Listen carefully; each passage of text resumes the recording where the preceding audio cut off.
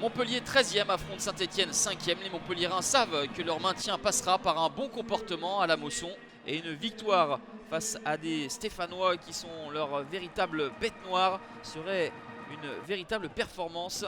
Les Stéphanois ont remporté leurs 8 dernières confrontations face aux Montpelliérains.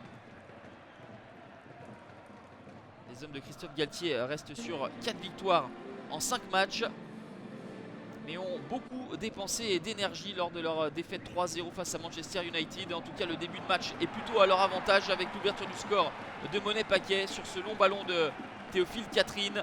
Pionnier est battu, 4e réalisation pour Monet-Paquet, son meilleur total depuis qu'il porte le maillot vert. Bel enchaînement technique face à l'absence de marquage de la défense montpelliéraine. Christophe Galtier est privé de son capitaine Loïc Perrin et fait très peu tourner son groupe avant le match retour face aux Red Devils. Les Stéphanois ne sont guère inquiétés à la suite de leur ouverture du score jusqu'à cette frappe de Riyad Boudbouz sans grand danger pour Stéphane Ruffier.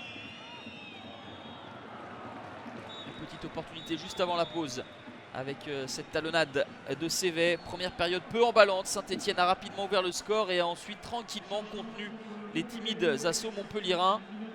En début de deuxième période, Paul Lannes fait son entrée et sur son deuxième ballon, bien servi par Mbenza, il trouve la lucarne de Stéphane Ruffier qui ne peut absolument rien faire. 49e minute, égalisation de Montpellier.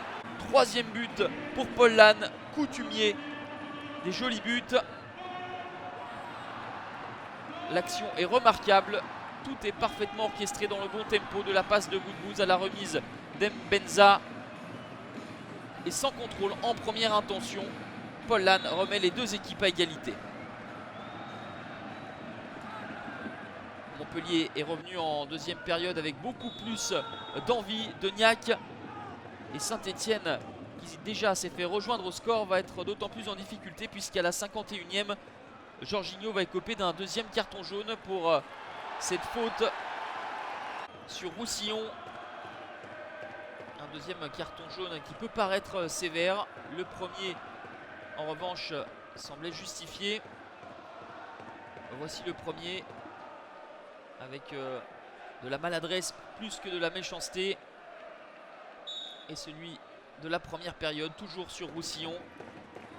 Les Verts vont donc évoluer à 10 contre 11. Montpellier va pousser et à l'issue d'une longue période de domination va finir par trouver le 2-1 avec la 10e réalisation de Steve Mounier.